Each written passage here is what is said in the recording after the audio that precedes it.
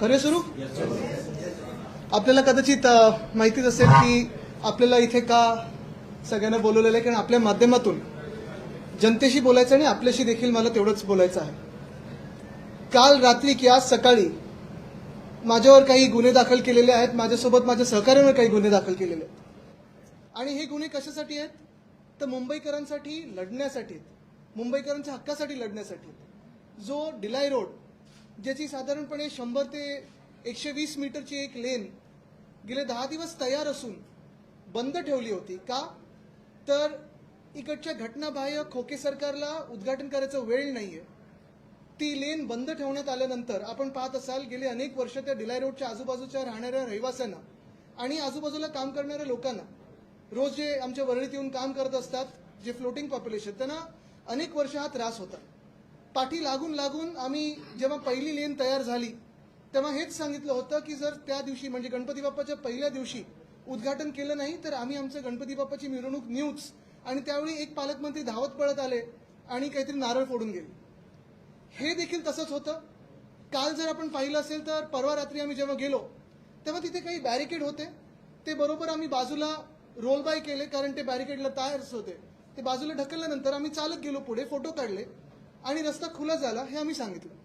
पण हा रस्ता डिलाई रोडचा, ही दुसरी जी बाजू आहे ती साधारण 10-15 दिवसापासून तयार होती, रंगरंगोटी झालेली, लेन मार्किंग झालेले, लोड टेस्टिंगसाठी पण आम्ही थांबलो कारण बीएमसीचे काही टेस्टिंग पॅरामीटर्स असतात. हे सगळं झाल्यानंतर आता उद्घाटन कधी करायचं वेळ मिळत नाही म्हणून ही बीएमसी थांबली होती आणि आम्ही काल परवाकडे अभिमानाने उद्घाटन केलेलं आहे. एक तुम्हाला सांगतो, जी काल माझ्यावर गुन्हे दाखल केलेत आज सकाळी जी केस झालेली आहे, माझी ह्याला एकच साधी सोपी रिॲक्शन आहे की मुंबईकरांसाठी आणि महाराष्ट्रासाठी लढत असताना जर माझ्यावर असे गुन्हे दाखल होत असतील तर आज माझ्या आजोबांना अभिमान असता असे हे गुन्हे दाखल झालेले आहेत.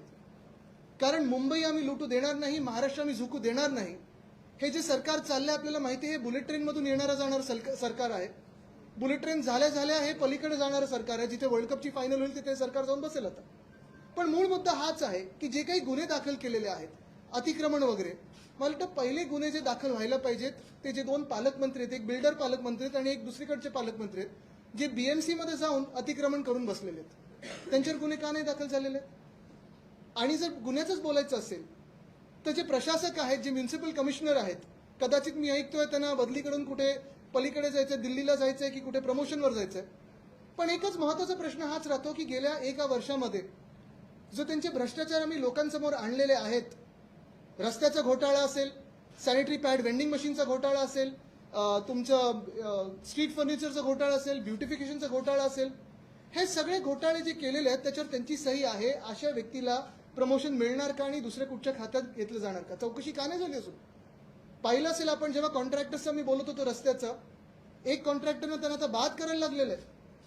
पण आमच्यावर रस्ता चांगला तयार झाल्यानंतर लोकांसाठी तुम्ही उघडत नाही म्हणून आम्ही जेव्हा तो उघडून देतो तेव्हा आमच्यावर गुन्हा दाखल होतो.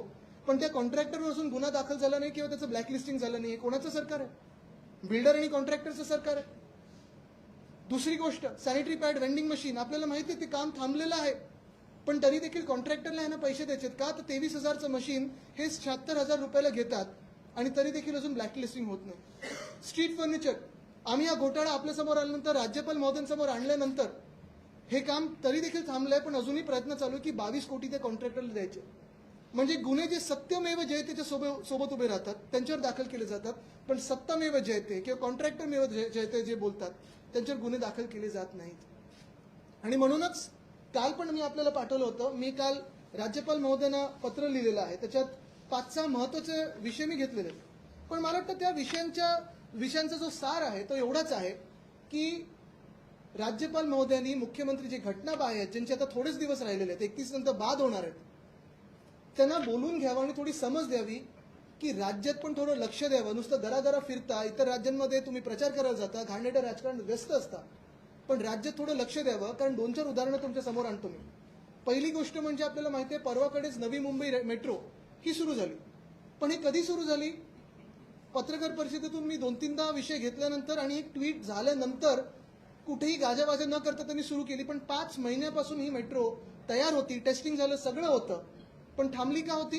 कारण उद्घाटनाची वेळ मिळत नाही. तसंच दुसरं आपल्याला आठवत असेल, अशाच पत्रकार परिषदेतून आपण बीएमसी आणि बीएससीचे जे कामगार आहेत, कर्मचारी आहेत, त्यांचा दिवाळीचा बोनस दिला गेला नव्हता म्हणून असा विषय घेतल्यानंतर लगेच तातडीने बैठक बोलवली आणि त्यांना तो बोनस द्यावा लागला.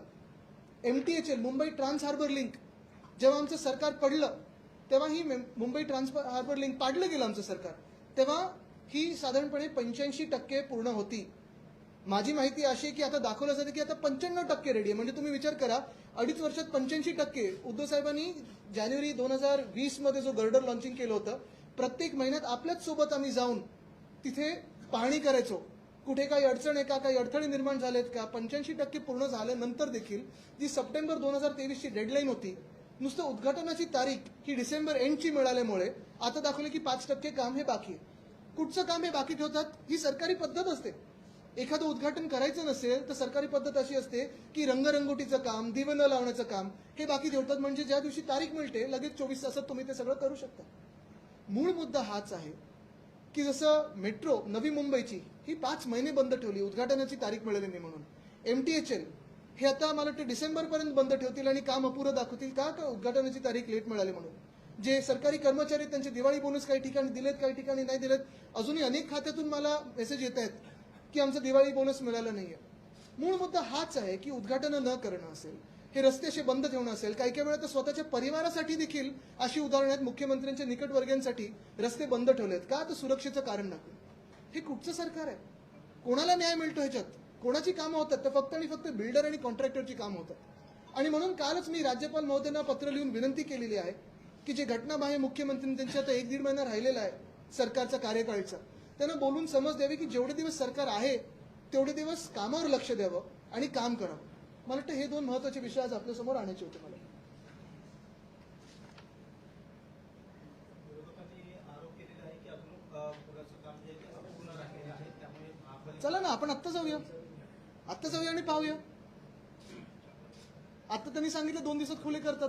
आम्ही सगळं बघा, प्रत्येक गोष्ट वेदांता फॉक्सकॉन पासून आतापर्यंत सगळे जे विषय घेतलेले आहेत ते अभ्यासपूर्व विषय घेतलेले आहेत. खोलाचा अभ्यास केलेला आहे. कुठेही एक खोके सरकार आम्हाला खोडू शकलेलं नाहीये. आणि म्हणून तुम्हाला सांगतो की ज्या माझ्याच मतदारसंघात आहे, पहिलं तर गुन्हा दाखल करणं हा एवढी गमतीची